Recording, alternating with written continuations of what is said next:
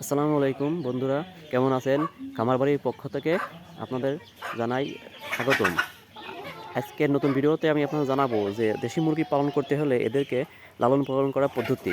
দেশি মুরগি অবশ্যই আপনারা প্রাকৃতিকভাবে মুক্তভাবে ছেড়ে দিয়ে পালন করবেন এবং এদেরকে প্রাকৃতিকভাবে খাদ্য খাবার খাওয়াতে হবে, তাহলে আল্লাহর রহমতে এগুলো সুস্থ থাকবে।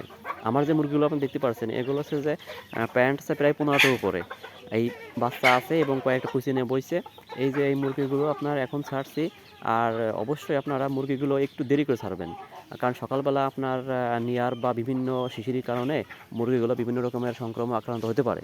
আমার মুরগিগুলো আমি সাধারণত আটটা বা সাড়ে আটটার আগে কোনোদিনও ছাড়িনি। আর ছেড়ে দেওয়ার পরে এই যে এখন খেতে দিয়েছি গম, তারপর খুদ বা ধান এই জাতীয় খাবার। এরা এগুলো খাওয়ার পরে তারপর সারাদিন কিন্তু ওরা প্রাকৃতিকভাবে খেয়ে বেড়াবে। আপনার বন জঙ্গল, বাড়ির পাশে জঙ্গল, বিভিন্ন প্রকার পোকামাকড়, গাছগাছালি ইত্যাদি খাবে। খাওয়ার পরে এরা কিন্তু প্রাকৃতিকভাবেই বড় হয়ে যাবে এবং এরা ডানা ঝাপটাতে পারবে, দ্রুত বড় হয়ে যাবে। আর যদি দেশি মুরগি যদি আপনি ঘরের ভিতরে পালন করেন, তাহলে কিন্তু এরা আস্তে আস্তে বাড়ে এবং খাদ্য খাবার বেশি লাগবে, সেই ক্ষেত্রে খরচ বেশি লাগবে।